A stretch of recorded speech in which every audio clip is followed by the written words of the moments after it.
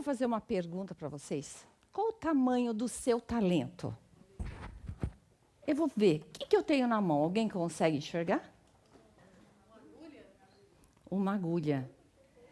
O teu talento pode ser tão pequeno como uma agulha. Porque você olha, o que eu tenho na mão? Essa aqui tem uma vista boa. Eu tenho uma agulha. E nós vamos ver a história de Dorcas, que ela, com esse pequeno instrumento, ela tinha um talento de costurar para abençoar vidas. E, às vezes, nós achamos que nós não temos talento. O que eu posso ajudar? E, às vezes, alguma coisa pequena que você procura dentro de você, você pode ajudar a abençoar vidas. Você pode, às vezes, cozinhar e, com isso, você abençoar vidas. Você pode costurar e, às vezes, ajudar pessoas. E nós vamos ver a história de Dorcas, que fica em Atos 9, de 36 a 42.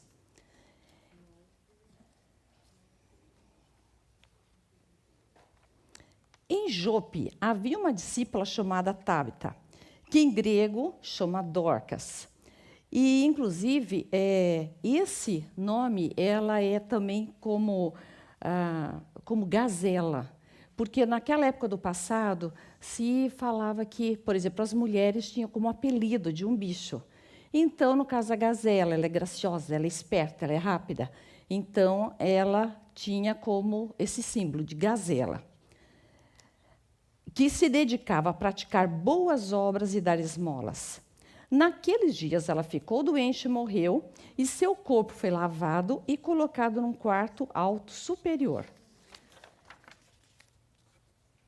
Lida ficava perto de Jope, e quando os discípulos ouviram falar que Pedro estava em Lida, mandaram 2 homens dizer-lhe: não se demore em vir até nós.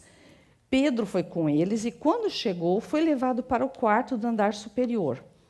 Todas as viúvas o rodearam, chorando e mostrando-se os vestidos e as outras roupas que Dorcas tinha feito quando ainda estava com elas.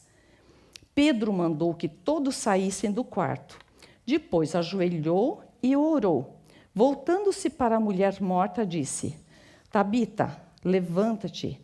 Ela abriu os olhos e, vendo Pedro, sentou-se. Tomando-a pela mão, ajudou-a a se pôr de pé. Então, chamando os santos e as viúvas, apresentou-a viva. Este fato se tornou conhecido em toda a cidade de Jope e muitos creram no Senhor. Jope era uma cidade portuária. Então, o que acontecia? Como era uma cidade portuária, tinha os barcos de pesca. Então, os pescadores saíam para alto mar para pescar e muitos se perdiam ou morriam. Com isso, ficavam as viúvas e os órfãos, desamparados.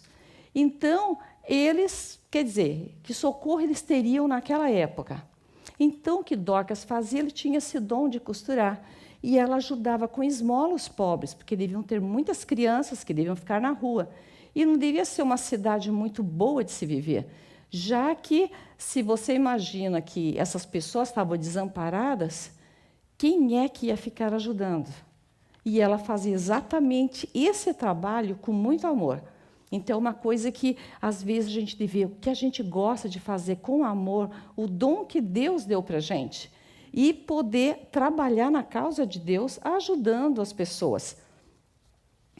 E quando ela ficou doente, uma das coisas que fizeram, quando ela morreu, foi levar o corpo para ser lavado, que era uma coisa da purificação, e levaram num quarto alto. Naquela época também tinha um costume, como as casas, o andar de baixo era com um tipo de isolamento, tipo de barro, que para a época do inverno, quando chegava no calor, era super quente.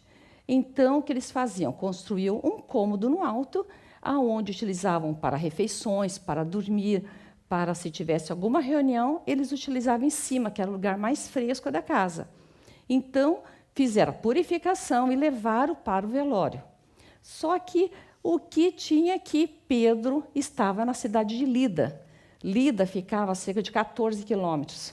Inclusive, quando ele estava em Lida, ele foi visitar um enfermo que estava há 8 anos acamado, e ele falou para o enfermo: levanta-te.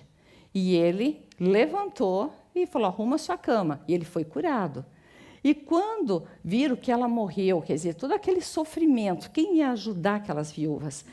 E chamaram ele, pode ser duas hipóteses, ou chamaram ele como um pastor para uma cerimônia, um velório, uma cerimônia fúnebre, ou chamaram ele porque viram que ele tinha curado. Só que a última pessoa que tinha feito a ressurreição foi Jesus. Nenhum discípulo apóstolo tinha feito. Ele foi o primeiro que fez. Então, quando ele veio, pode ser que estavam esperando para o velório ou tinham fé que poderia Deus mudar a história. Então, às vezes, a gente pensa que alguma coisa está morta, está acabada. E, na verdade, Deus tem um plano lá muito maior do que a gente pensa. E quando o Pedro pediu para que todos saíssem, quando todas as pessoas começaram a falar, olha a roupa que ela fez para mim. E uma coisa bem interessante, que quando você vai no velório, as pessoas não ficam falando, você viu? A pessoa tinha 2 carros, tinha uma fazenda. As pessoas falam que a pessoa era boa, a pessoa ajudava, e ela costurava. Meu menino estava sem comida, ela deu dinheiro aqui. Então, a parte o que você faz é o que vai contar. E isso foi uma coisa que, essa bondade dela, esse carinho, essa dedicação, foi o que eles estavam falando. E quando Pedro entrou no quarto, ele não quis ninguém. Ele seguiu aquela parte que fala em Mateus, que ora no teu quarto, fecha a porta, ora, e em silêncio, quer dizer, Deus vai ouvir a tua oração. E ele fez exatamente isso. Ele entrou no quarto, não fala que ele entrou e já resolveu, ou ele ficou horas. Não tem esse tempo. Mas não importa o tempo. Importa que, se você acredita que Deus pode fazer um milagre, ressurgir, mudar a tua situação, não desista. Entra no teu quarto, fecha a porta, ora, e Deus te vê em silêncio. Ele vai te abençoar, Ele vai te levantar. Então, isso é muito importante. E, finalizando, pensa no seu talento. Não deixe que até um complexo de inferioridade, eu não sei fazer nada. Você sabe, todo mundo sabe, por menor que você pensa, você sabe fazer. E entrega isso na mão de Deus, que você vai ver ressurgir, renovar aquilo que está em você. E quando ela ressuscitou, aquilo foi notório em Jope. Então, quer dizer, muitas pessoas se converteram até pela ressurreição dela. Então, ela fez um trabalho que teve uma continuidade. Que Deus abençoe vocês.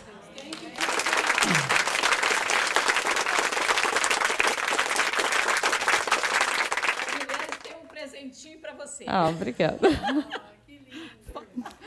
E trouxe a mensagem do texto para cada uma de nós. Obrigada. Deus te abençoe.